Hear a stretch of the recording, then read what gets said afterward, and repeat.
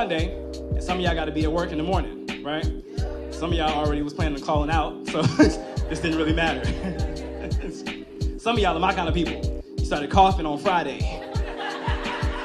You gotta do that sometimes. You gotta do that sometimes. You gotta wait, not surprised on Monday. You see people on the way to the car. All right, Carol, I see y'all.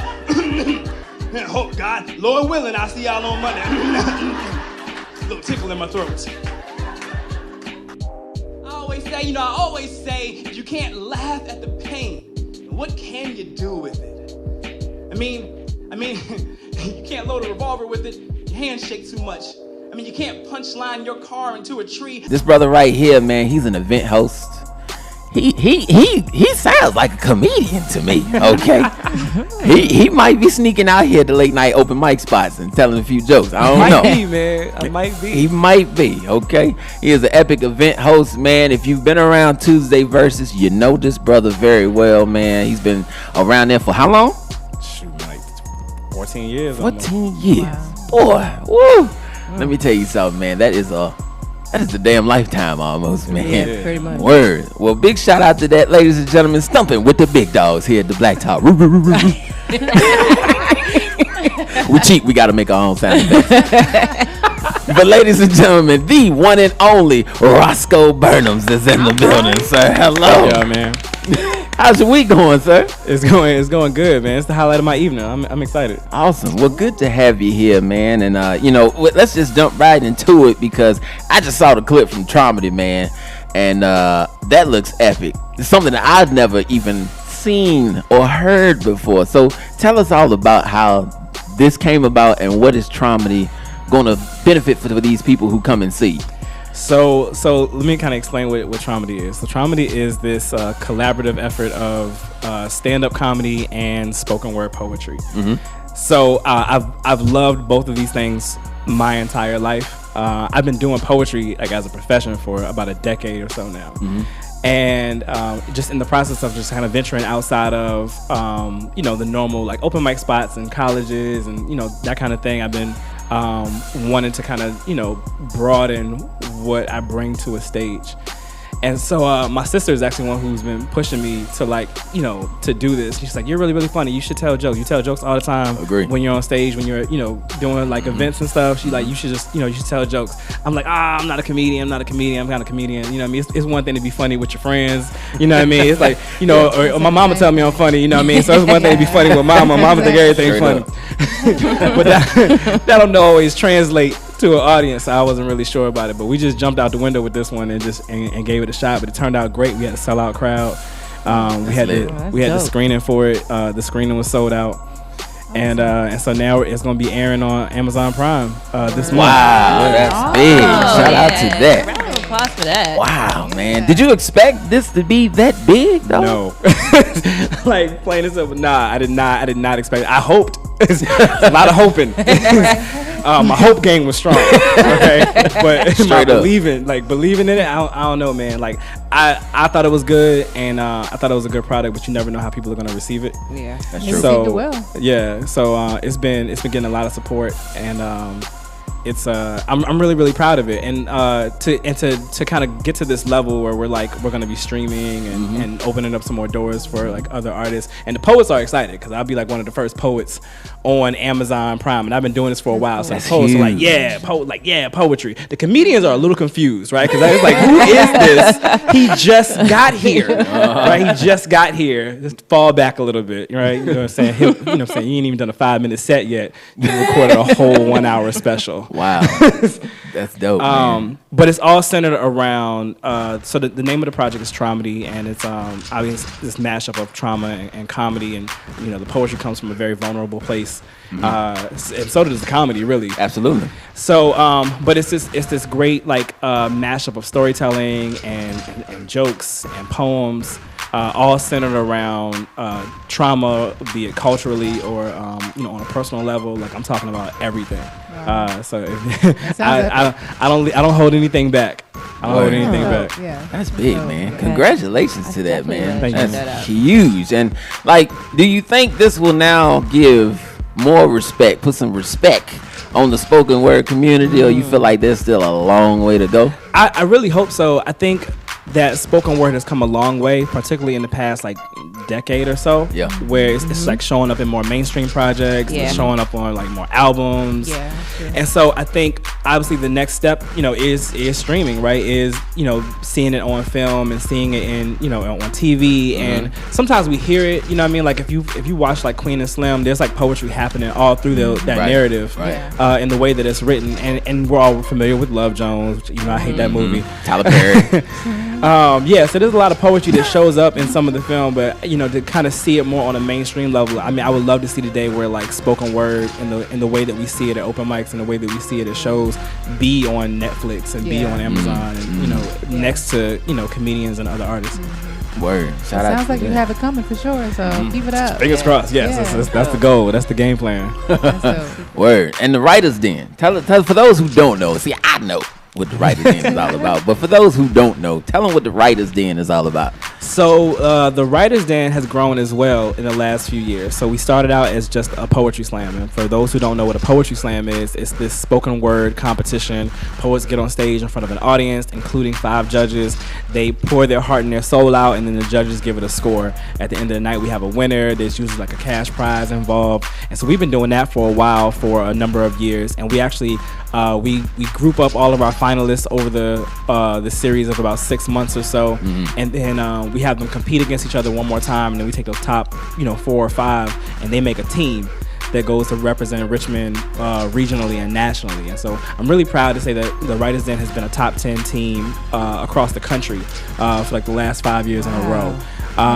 So and I have a national championship that I got with the DC team, and our coach now, who is going to be coaching this year's team, is one of the most decorated poets in slam. And he's from Richmond, Virginia. It's a dude named Breeze the Poet. So he's on me. So I'm really looking forward to this season. So we'll be sending another team. And so what the Writers Den has grown into, though, since then, is not just a poetry slam, but an entire art collective. It's a poetry-based art collective, but that includes now like singers and bloggers, and we even have a couple of visual artists who are kind of a part of the Writers Den family. And so we've been putting on events. We've been working in schools, doing like workshops, and talking about using art as a form of agency, as a form of advocacy, as a form of activism, as a form of like self-expression and therapeutic process, which has been a mission statement of mine for a while now. And so now being able to link up with other artists who are also really passionate about talking about mental health and using art as a medium for dealing with those things, and not just being the dope artist at the open mic spot or the dope artist at the show, but like using that knowledge and that know-how and gifting that to another generation who can use that as well. That's been the mission. So that's what we've been doing now, and so we've been in working with nonprofits and so on and so forth for like the last couple of years. Word. That's awesome. Shout out to that, man. And before these folks check you out on Amazon Prime, like what made you even begin to take spoken word so seriously? Like, when did it all start for you? So I always loved writing, but when I was younger, that really was more like music. Mostly because I didn't know that like brothers could write poetry. That's really how. You know what I mean? I was like, oh, I really like this. I'm gonna be a rapper. Okay, because that's all you see. I mean, you hear about Langston Hughes or whatever, but that's about it. Yep. When you're exposed to poetry, outside of that, it's all the old dead white guys, right? It's all Shakespeare and Edgar Allan Poe. Edgar Allan Poe. Like that's all you hear, and then you hear about Maya Angelou, right? That's like a popular name, and then you hear about Langston Hughes a little later. I didn't get experience to like James Emmanuel or James Baldwin or whatever. Right. Like until way later. I was like an adult when I heard more names. But so I fell in love with writing, and that translated to music for me, which the closest genre was hip hop. So that I was like, rap music, boom, I'm gonna do that. Yeah. And which didn't happen. It did not happen at all. I feel like a lot of brothers have that story. Can't wait to be a rapper. And then 30 years later, you're still working at Wawa. Still there. Keep trying. At the checkout. Mr. Hoagie Man. He's passing out mixtapes and hoagies. Right. $1 mixtapes, $1 coffee. Hilarious, man. So it didn't really happen that way, but I was really fortunate. I had an English teacher. Shouts out to Miss Gardner at Henrico High School. She's not at Henrico High School anymore. She's like a vice principal now. But she saw my work and was like, "Oh, you're pretty good. You should keep doing this." And writing had become this outlet for me. I was like super depressed and like crazy, like really suicidal, and like all through like the latter part of middle school, going into high school. Like I was dealing with a whole lot at home, a whole lot at school, and writing and poetry became this outlet for me. I was just getting all these feelings out on paper, and it kind of quenched some of that, what I was dealing with inside. Yeah. And moving into adulthood, I got exposed to open mics and poetry shows and things of that nature, and I just latched onto it. I found a community of people who understood me. And what are we without a support system? Absolutely. You know what I mean? So I built a family. I built a family around me, going to Tuesday Verses and going to all these other open mics and Slam Richmond and all these other organizations that were popping at the time, and found like these OGs in poetry who had been doing this for a while, and it showed me how big this could be. And I was like, I fell in love with it, and I just never looked back. After 2009, 2010, I just never looked back. That's what's up, man. Cool. And now to see this moment, man, it's a beautiful thing. You know what I'm saying? Thank you, when man. you're walking in your purpose, man. So Yeah. shout out to you, bro. And let me tell y'all how I met this guy. Cause I had been a young comic, just starting out, and I went to a place called Tuesday Verses down at Otis. And I ain't have no money in my pocket, damn near. So I had to kind of hustle something. Hey, man, give me $7 so I can get in here. So I ended up getting real. $7 and That's real. coming into the open mic, man. And it was just something so different. I mean, live bands and everything. And this young lady came and greeted me at the door. Her name was Lorna. Yeah, man. And I told her what I did, and I said, listen, I want to tell jokes. You got an epic crowd here. I want to just get on stage and try to do something. And she was like, sure, come on. She signed my name on the list for me and welcomed me to that room, man. And one of the first people I saw come up and speak on the mic was Roscoe Burnems, man. And since I heard his poetry, it's an epic thing, man. Thank you, man. This man is a genius. I'm trying to tell you, but it's so unique because you do add an element of being personal with the crowd. I Yeah. guess I'm so used to seeing spoken word poets get up there and just say a poem and they out. And dip, yeah. But you actually work the scene. But where did that come? Is that natural of yours, or did you It is host kinda events natural. before? And I hadn't, but I had watched people who I thought were really good hosts, and and watched them kind of build that connection. And then some of my favorite artists were kind of that way too. Like, I'm a huge like Outkast fan. I'm a huge Prince fan, and there's a lot of vulnerability in the music. Absolutely. And if you ever get to see them, or whether it's like on YouTube or whatever, you ever get to see them perform, there's an interaction, there's a level of interaction that happens with the audience. You know what I mean? And then honestly, like comedy, like I literally like binge watch comedy like relentlessly. I've always been that way. Even before I even thought about even getting into comedy, I just like my mom. Great parenting decision or worst parenting decision, depending on what your perspective is.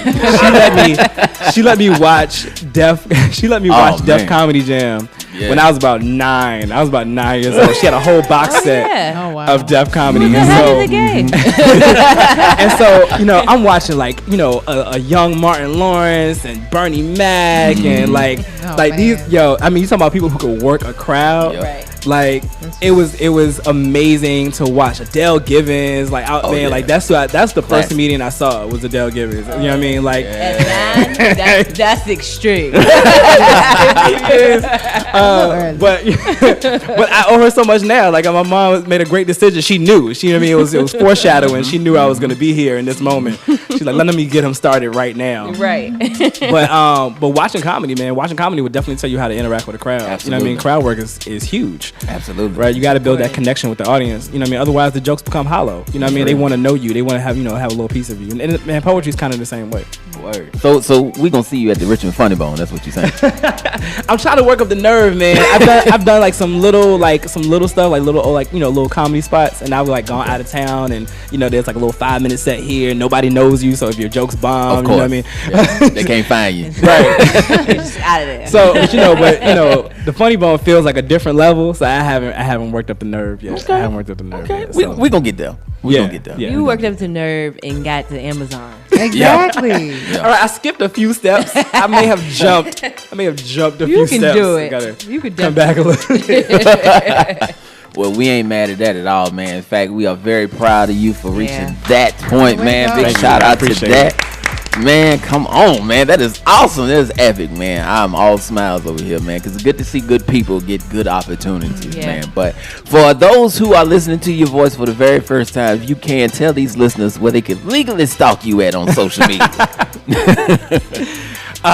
So I guess the easiest way to do this is to kind of refer everybody to the website. So if you're looking for more information about the Writers Den and the collective and the workshops that we're doing or the poetry slam, all that's at thewritersdenrva.com, which is probably the easiest way to find me as well. But you can also go to roscoeb.webs.com.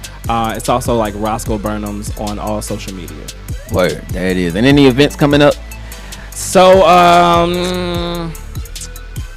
I have some stuff in the works, but I can't really talk about them yet. Okay, that's fair. He got money over here. Y'all. That's all he's trying. But the special is airing this month at the end of February. So make sure that you pay for your Amazon Prime subscriptions. Awesome. You know what I mean? Go ahead and Something make sure. that's very rare. You know what I mean? Or borrow somebody's. Borrow somebody's accounts. Password, you know what I mean? Like, yeah. Not my Prime. But make it happen though. Make it happen. There's one person in America paying for Amazon Prime right now. Everybody else is on that same account. Try to tell you, man. One of each, man. It's like one person with a Hulu account. one person with a Netflix. There you go. Hulu hating. They tried to shut that down.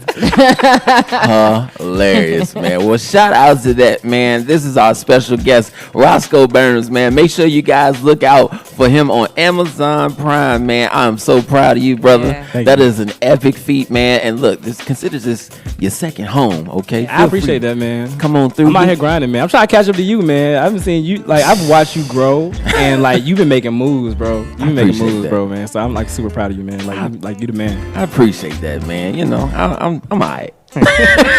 Oh, But it's good. It's, you know what I'm saying? It's good to have good company with me, man. So I appreciate you, bro. And you know what I'm saying? We'll be rooting for you. And again, you got anything else coming on for you? Come on through. I definitely will, man. We'll be happy to have you, ladies and gentlemen. That is Roscoe Burnems shutting down the Black Top, ladies and gentlemen. Catch him on Amazon Prime, okay? All right, man.